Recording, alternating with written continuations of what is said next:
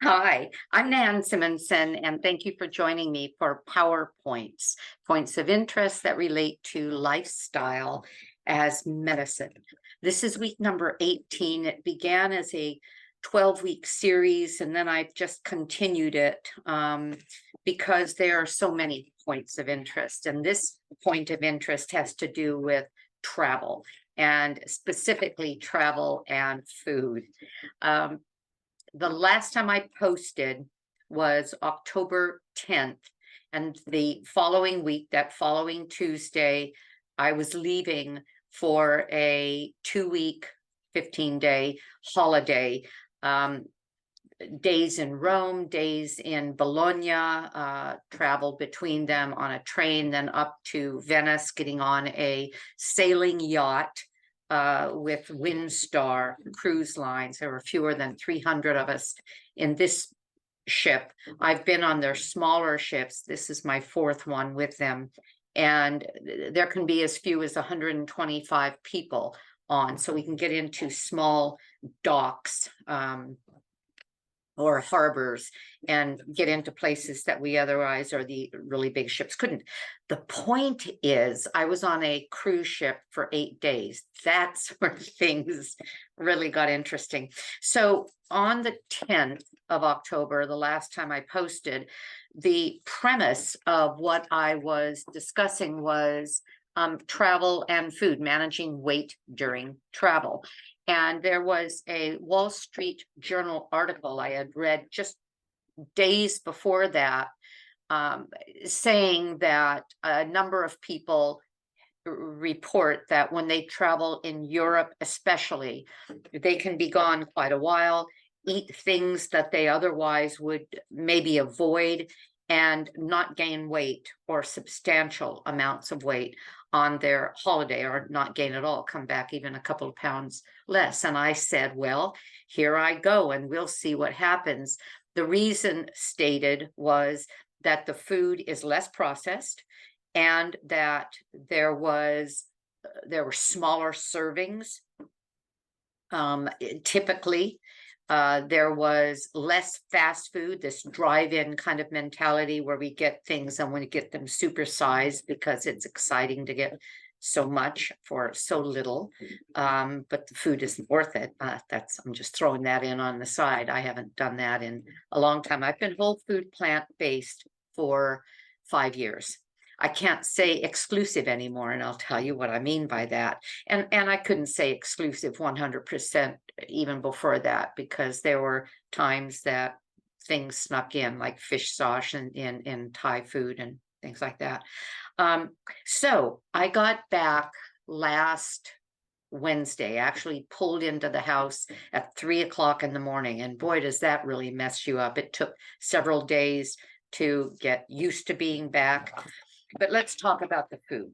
And I thought I had COVID. I tested twice because I didn't feel well, and no, I didn't. I just came back with a little bit of a cold, and everything's fine now. And we had a great time. It was a wonderful trip. On the cruise ship, we did what they call the Dalmatian Coast, Croatia, several stops in Croatia, Montenegro, down to Sicily, up around Italy to Sorento, and then to Rome, where we disembarked and went straight to the airport. And so we had about 6 stops on the ship, and it was marvelous. The days that we disembarked from the ship, we would have lunch in the cities wherever we were. The rest of the time, it was breakfast on board and dinner on board, because we always had to be back. Well, in one location we didn't until 9 o'clock, but most of us went back to the ship and called it a day. It was dark, and we wanted to be sure we'd be able to find our way back. So when I did my last post, I had a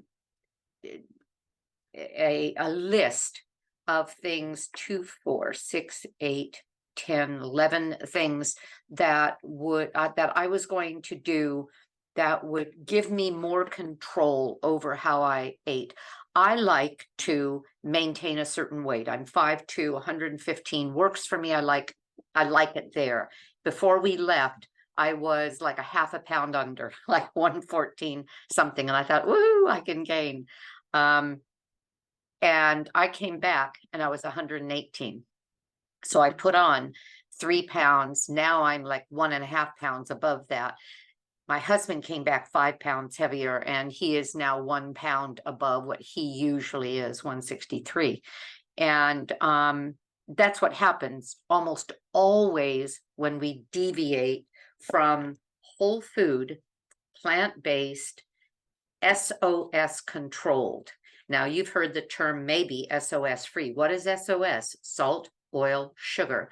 And those who are very clean in their eating, according to the National Health Association, SOS free, salt, oil, sugar free, according to Dr. McDougall and a number of Dr. Esselstyn and a number of the whole food plant-based physicians who are trying to ameliorate cardiovascular disease, other chronic diseases like diabetes and stroke.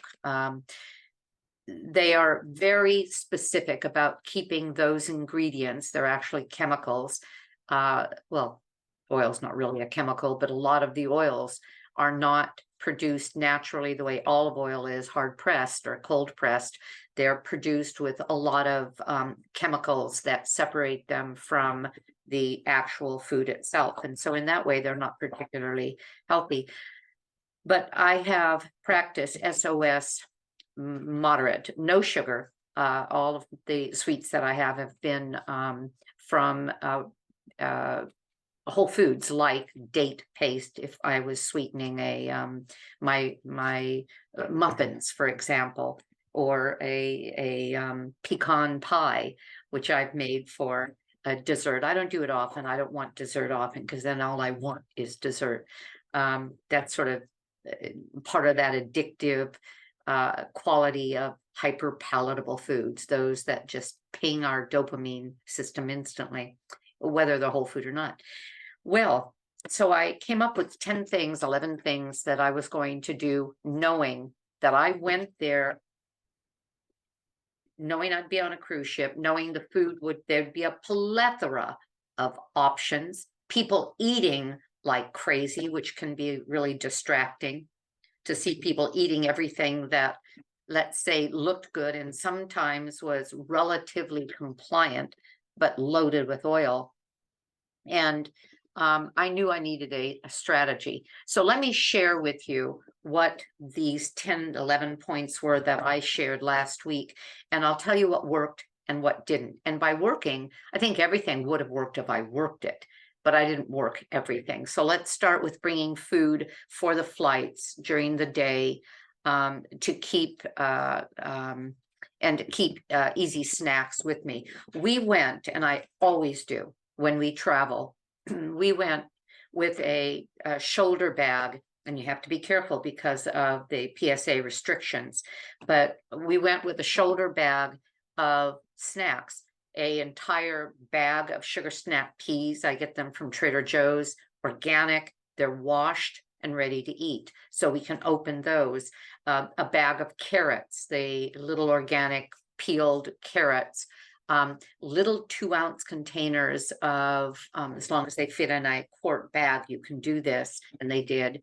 Little 2-ounce containers of hummus, lots of fruit, apples, bananas, some nuts, because I am, at least here, very gluten sensitive, and I'll tell you what I mean by here later, very gluten sensitive, and we ordered a vegan meal, meaning no animal product at all.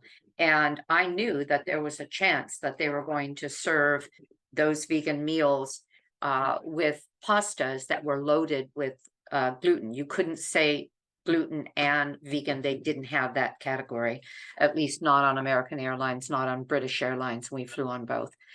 So we brought the snacks. Thank goodness we did. I also brought some, even though I don't eat crackers often, I also brought some 2-ounce containers of nut butter, I like nutso, which is a combination of nuts and seeds, and little rice crackers, little square flat rice crackers. Okay, we were with people because we got there, we flew, then we took trains, and we just kept eating out of that bag so as not to be distressed enough by hunger to go for what they had on carts going up and down trains, and carts or meals that we couldn't eat on the planes. And those foods actually saved us. And I was able to offer it to our friends, for example, on the trip to Bologna.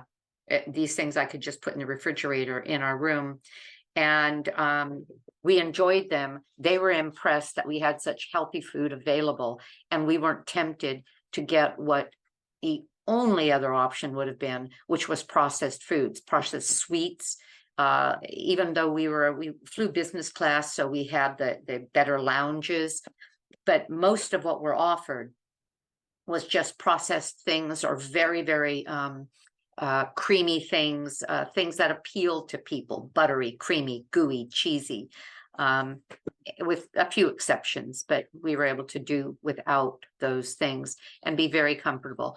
The goal was to be active, and that was part of what that Wall Street Journal article said too. People are more active when they are in a location where there's lots to see, and there is in Europe. You're going from one area of town to the other. Walking, cycling, there was no cycling, and keeping our movement going through the day, and we did, even on the ship. Tim and I, my husband Tim, several times went into the gym, got on their cycle, which overlooked the ocean, and just cycled away for 30 or 40 minutes. Didn't even matter what we wore. We were comfortable enough to do that, just to be able to move on our days that we weren't going on shore, or the periods we weren't. Try what, all right. All right. Oh, try the foods you want, but in small amounts. Remember that the first few bites are the best. Even the foods that are, I'll use the word compliant, meaning whole food, plant-based, even foods in that category can be foods we don't want to eat, because they can add so much fat to things. For example, a bean burger with a white bun, not whole food bun, but a white bun and an aioli sauce. What is aioli? It's an emulsified oil-based salt, usually with butter, but you can just use oil sauce. I think I said salt. I don't want things like that dripping from my meals. And so if something was offered and it wasn't what we wanted to eat, there were a couple of times, so as not to feel, hey, I'm in this place eating this marvelous regional food, I don't want to think I will never know what that's like a polenta dish. They do polenta without cream and without butter, and without cheese. And there were a couple of polenta dishes, but again, they were just loaded with this creamy looking sauce, even though it wasn't cream. And I tasted some of them, but just little bits. Begin a meal with a big salad and or a filling vegetable appetizer. See, a lot of these things you could get on a ship, and we could order what we wanted. On the Windstar cruise ship that we were on, and I think this might have something to do with them having hosted the National Health Association's cruises, where they take a lot of whole food, plant-based people on these holidays. They had whole food, plant-based. They didn't use that term. They called it just vegan, SOS free. Couldn't believe it. Oh, SOS and gluten free. But the food wasn't always palatable. It was like, okay, they were going to do that, but they weren't going to add flavor to it. And I thought that was interesting. But we did order, along with, we took whatever the leanest thing was, or we'd take that vegan meal, and then to make it more filling and appetizing, because maybe that meal had a nice sauce, but the rest of it wasn't very good, we ordered a potato every night and steamed vegetables. They were side dishes, and the potato was a big cooked potato. So, and we could do all of this at home, because I do all of this at home. I batch prep potatoes, sweet potatoes, as well as the waxy potatoes, and even sometimes russets, even though russets not as often. And so anything that we need to, well, for example, last night, I'm still not totally in the groove, interestingly enough, because has been a week since we've been back. But last night, well, it's not quite a week. Last night, I simply put out a curried squash, carrot, and pumpkin, butternut squash, carrot, and pumpkin soup that I took from my freezer. And I thought, okay, I'm going to make this into a curried tofu meal. So I cubed tofu, tossed it in a little curry seasoning, and onion and garlic powder. It was granules. I like it better than powder. Tossed it in that, put it in the air fryer, and they puffed up into really cool little cubes, added them to the soup and some on top, so that it made this soup a full meal curry dish. And then we had some broccoli along the side of it. Those meals were things that we kind of created on the ship. We would have, the point of that soup is that I had my already cooked potato and cubed some of it and put that in there as well. So it made it much more filling than just a creamed soup would have been, which is mainly just a side dish for other meals. So when we travel, we can do things like that, especially ordering from the side menus. And in Italy, you have main course, you have starter course, first course, another course. The second course or the third course, you don't even bother with. That's almost always a meat course. And then they also have sides. So we were able to, when we were at restaurants for lunch, we were able to go to those areas of the menu and get some things. We were in Montenegro, and we found a vegan restaurant, fully vegan restaurant, and had a marvelous meal there. And that's always fun to find. But otherwise, it was not easy to find vegan food. We just had to put things together. And I ended up with, and here's the gluten thing, I ended up with a lot of pasta. At first, I asked for gluten-free. Nobody had, well, not true. One place had gluten-free, and it was either that or not have anything. And so I ate it. And this happened to me last time we were in Europe.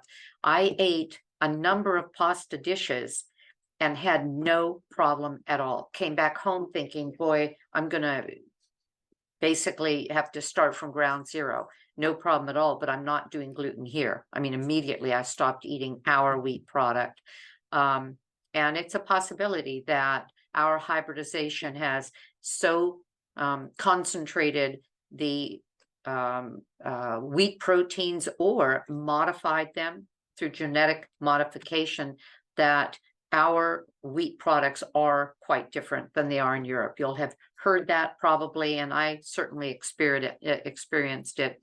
Have protein foods, starch foods, and fiber at every meal with lots of fruits and vegetables. In other words, pile in the food that's satisfying, the high fiber, the high starch food with fruits and vegetables, and it will satisfy us while everybody else is eating all these other rather exotic, but quite frankly, incredibly high calorie concoctions that people love when they travel. I never saw so many people eating eggs Benedict as on this cruise ship, and all kinds of waffle creations with whipping cream all over and nuts all over. And anyway, eat slowly and mindfully. I had to work on that because it's too easy to eat very, very quickly when you're talking and you're distracted. I kept talking, but I made sure to chew. My goal used to be to chew 20 times, but that I lost track. I didn't want to think about it.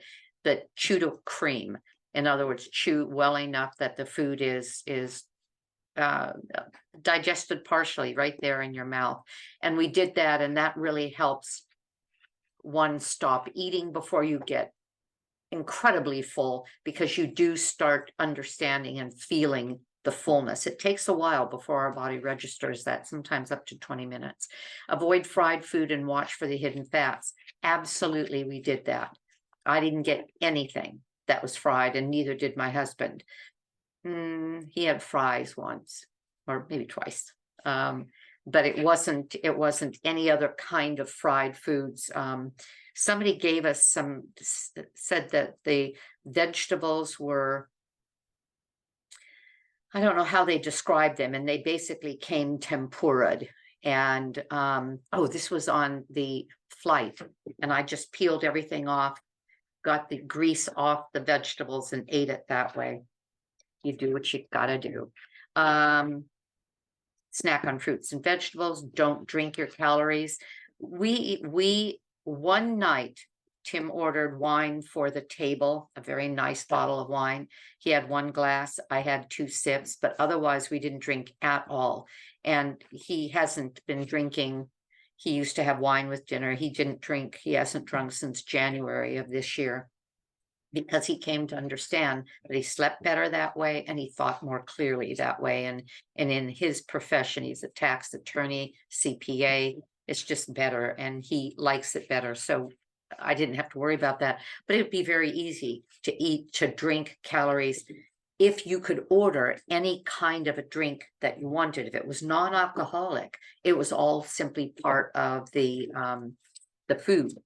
And you could order as much of that as you wanted. We saw that all over, people drinking all kinds of sugary, creamy, whipped things. And we didn't do that. And thank goodness. Stay hydrated. Thirst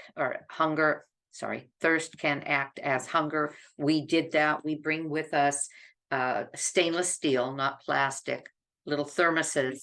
And we bring them empty in order to get through the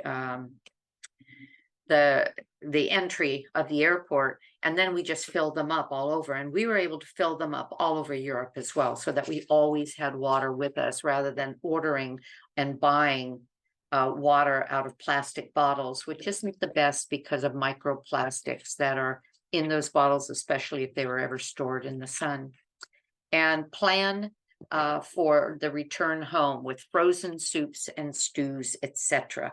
And that's exactly what we did. I've been pulling these things that were prepared and kept in the freezer. And I want to say that soup and batch cooking of any soup can be one of the best ways to make whole food, plant-based eating convenient and easy, especially when things come up and we're on the go and we would otherwise possibly think of just ordering in from somewhere, because you can defrost a soup in a glass container in the microwave at something like 70% power, so it doesn't get too hot on the outside while it's defrosting on the inside. You can do that in about 12 minutes. And then then heat it on the stove, giving yourself room in the pan to add whatever chopped up vegetable that you want to quickly microwave to partially cook and put in. Spinach thrown in on the top, chopped spinach, so that when you mix it in, it is steamed and barely cooked when you eat it. And you can make big, beautiful bowls of soup with any kind of a whole grain bread that you also have in the refrigerator or the freezer and want to serve it along with you. So what happened that will confess, I ate fish. I ate some fish one night, the very last night, when my cousin, I have a first cousin who is in the Amalfi Coast area, drive up to Sorento, 2 hours. And we spent the day together and had lunch together. And he ordered a big fish platter, and it was just a big fish that was braised. And I had some, and I also had some shrimp on board one night. And I'm okay with that. I won't do that here, but I'm okay that it happened, and it is what it is. I don't know if you've heard of Esther Lebec Loveridge. She wrote this book, From Donuts to Potatoes. She lost by simply reading Dr. John McDougall's book on his 21-day weight loss program. She lost over, I don't know what it was, maybe a year and a half.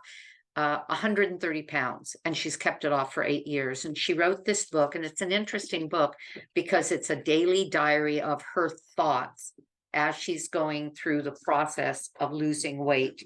And I don't know that it was one consecutive year or thoughts that she gathered and put into a 1-year calendar. But one of the things she said is, we never fail. There's no reason to feel guilty. Learn from whatever you do and move on. And that's exactly what I'm saying about what I am not proud of. And that is that my whole food plant-based exclusive for 5 years is no longer a whole food plant-based exclusive. But that's not the game I need to play. I am simply connected and convinced, connected to my belief and convinced that a whole food plant-based diet as close to exclusive as possible is the best way to live. Even though I've heard even the doctor that I am a health coach for, who was one of the founders of the College of Lifestyle Medicine, say, if 5% of what you do isn't perfect, that 95% will take care of the rest. And I've heard people say 90% good, and the 10% not perfect. That 90% of what you do will take care of the rest. And I think that all fits in this category. So that's all I have to say. I hope this was helpful and not just a bunch of chatter. The details of what I decided to go with and our implementation of it really did make a difference. And I'll keep that list, and I'll be mindful of that. And next time I do something on travel and people ask, I'll have that same list and remind them. And then I would remind them to have fun, take it easy, taste a few things that maybe you otherwise wouldn't eat at home, and enjoy your trip. That's all I have to say. Thank you for joining me, and have a great day, because I know I will. Bye-bye.